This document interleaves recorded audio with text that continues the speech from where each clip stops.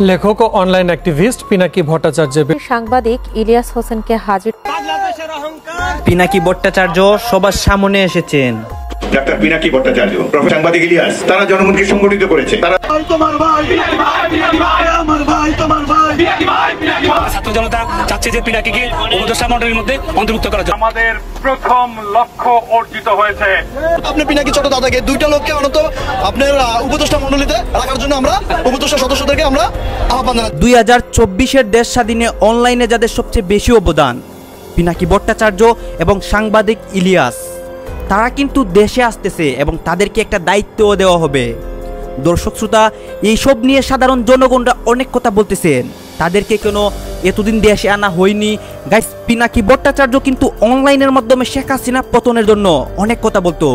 শেখ হাসিনা ক্ষমতা থাকাকালীনও যেই জায়গায় কোনো সাংবাদিক, কোনো মিডিয়া বা কোনো রিভিউয়ার শেখ হাসিনার বিপক্ষে কথা বলতে পারতো না, জান কাঁপতো, এমনকি আমাদেরও কিন্তু কলিজা কাঁপতো শেখ হাসিনার বিপক্ষে কথা বলতে, মানে তার ভুলগুলো ধরিয়ে দিতে।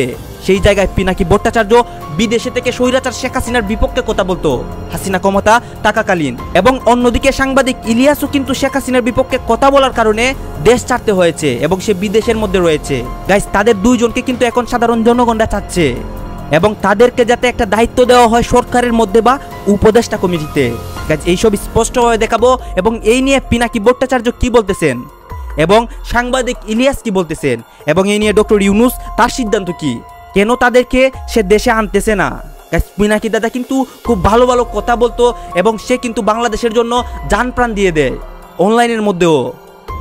এখন কিন্তু এইসবই দেখাবো, এই নিয়ে সাধারণ জনগণরা কি বলতেছে, তারা কি বলতেছে। সম্পূর্ণ ভিডিও দেখবেন, তারপর কিন্তু আপনারা স্পষ্ট ক্লিয়ার হয়ে যাবেন এই পিনাকি ভট্টাচার্য, সাংবাদিক ইলিয়াস এবং ডক্টর ইউনুস কি বলতেছেন এইসব নিয়ে। দেশের রাজনীতিতে আবার পা ফেলার সূচনা। এই নাটক যে আবার মঞ্চস্থ হবে না, আপনি কি সেটা নিশ্চয়তা দিতে পারেন যে প্রেসিডেন্ট সুপ্রু আপনাকে শপথ দিছে যে পদে বহাল থাকলে সে তো আপনার নিয়োগও বাতিল করতে পারে না। বিভিন্ন মামলা, হুমকি দামকির জন্য যেমন সাংবাদিক ইলিয়াস, সাংবাদিক শাহেদ আলম এবং সবচেয়ে গুরুত্বপূর্ণ আমরা যাকে মনে করি পিনাকি দাদা, তারা বিভিন্ন সময় সর্বক্ষণ তাদের ইউটিউব চ্যানেল, ফেসবুক ইয়াতে এসে আমাদের এই আন্দোলন কিভাবে আমরা চালাবো, কিভাবে আমরা দিক নির্দেশনা দিয়েছেন, প্রতিদিন উদ্বুদ্ধ করেছেন। এর সাথে পাঙ্গা দিয়া কেউ টিকে থাকতে পারে না, এটুকু বোঝার মতো আক্কেল নিশ্চয়ই আপনার আছে। পৃথিবীর সবচেয়ে বড় পরাশক্তি, তার সাথে গুলতি নিয়ে লাগছেন আপনি। আপনাদের সাথে তো দেশের মানুষও নাই, দেশের মানুষ যদি থাকলো নি তাও না একটা ফাইট দিবার পারলেন নি। ওই যে সাদ্দাম হোসেনের সাথে দেশের মানুষ ছিল, তো আপনার সাথে তো কেউ নাই। এই প্রজন্মের জন্য কিংবা দেশের জন্য আপনার কোন জায়গাটিতে যাওয়া উচিত, কোন দাবিটিতে সমর্থন করা উচিত, সবকিছু ফেসবুকে বলে হবে না, মাঝে মাঝে রাজপথে নেমে আসতে হবে। আমরা যারা 10 লক্ষ 15 লক্ষ মানুষ ঢাকায় ঢুকে নাই, শেখ হাসিনা কি করেছে? তোমার ভাই, আমার ভাই, তোমার ভাই। পিনাকি ভট্টাচার্যকে আমাদের দেশের মাটিতে আবার দেখতে চাই। আমাদের পিনাকিদাকে আমাদের দেশে ফিরে আনতে হবে।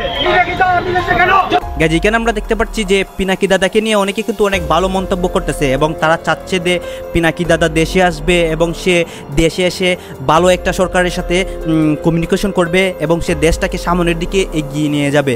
কারণ পিনাকি দাদার ভিতরে কিন্তু অনেক ভালো ক্রিয়েটিভিটি রয়েছে এবং তার ভিতরে কিন্তু খুব ভালো ভালো সৎসাহস রয়েছে। দর্শক শ্রোতা, অনেকেই কিন্তু এইভাবে চাচ্ছে পিনাকি দা দেশে আসুক এবং অন্যদিকে সাংবাদিক ইলিয়াসও দেশে আসুক। এখন দেখাবো তারা কি বলতেছেন এই বিষয়গুলো নিয়ে, তারা কবে কখন দেশে আসবে এবং বাংলাদেশ সম্পর্কে তাদের মতামত কি বর্তমানে দেশ স্বাধীন হওয়ার পরে। এই যে দেখেন, এই কারণে যে দুঃখজনক হলো সত্য, এই দেশে সমালোচনা সহ্য করার সংস্কৃতি এখনো তৈরি হয় নাই। আপনি এই ব্যাপারে পথ দেখাবেন বলে আশা করি। আজ আমাদের সাম্প্রতিক ইতিহাস থেকে কয়েকটা ঘটনার কথা উল্লেখ করব যা আপনার আগামী দিনগুলোর জন্য প্রাসঙ্গিক। প্রথম ঘটনা হলো মুক্তিযুদ্ধের পরে শেখ মুজিবের দেশে প্রত্যাবর্তন। অবিভক্ত পাকিস্তানে বাংলাদেশের গণতান্ত্রিক সংগ্রামের নেতা ছিলেন শেখ মুজিব, এটা ইতিহাস স্বীকৃত, কিন্তু মুক্তিযুদ্ধের নায়ক কিন্তু তিনি ছিলেন না। যুদ্ধের 9 মাস দেশে যে বৈপ্লবিক পরিবর্তন হয়ে গেছে সে সম্পর্কে তার বিন্দু মাত্র কোনো ধারণা ছিল না।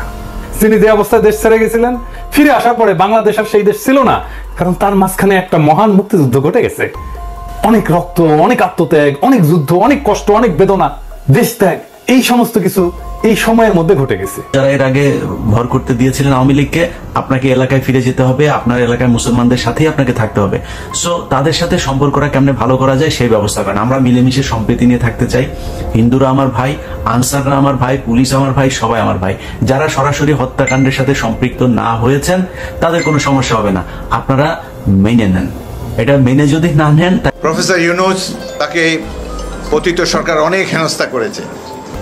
এখানে দেখতে পাচ্ছি যে পিনাকি দাদা কিন্তু তার অনেক খুশি প্রকাশ করতেছে এবং সে কিন্তু এখনো বাংলাদেশকে উদ্দেশ্য করে অনেক কথা বলতেছে। তার কথার মধ্যে কিন্তু অনেক রহস্য লুকিয়ে রয়েছে এবং বাংলাদেশটা কিভাবে সামনের দিকে এগিয়ে যাবে এবং এখনো বাংলাদেশে কোন কোন স্বৈরাচার রয়েছে বা বাংলাদেশে থেকে এখনো বাংলাদেশের কে ক্ষতি করতে চায়, এটা কিন্তু পিনাকি দাদা দড়িয়ে দিচ্ছে বিদেশে থেকেও। গাছ আমারও ইচ্ছা যে পিনাকি দাকে দেশে আনা হোক এবং তাকে একটা দায়িত্ব দেওয়া হোক, তাহলে কিন্তু সে তার সঠিক দায়িত্বটি পালন করবে এবং সে কিন্তু দুর্নীতি করবে না। দর্শক শ্রোতা, আপনারা কি চান? এখন কিন্তু স্পষ্টভাবে দেখাবো এই নিয়ে ডক্টর ইউনূস কি বলতেছেন এবং সাংবাদিক ইলিয়াস কি বলে, আবারও দেখাবো পিনাকি দা কি বলতেছেন। জি, একটা আলোচনা শুরু করতে আমরা সর্বনিম্ন কি কি কাজ সম্পূর্ণ করে যাব, কি কি কাজ মোটামুটি করে গেলে হবে।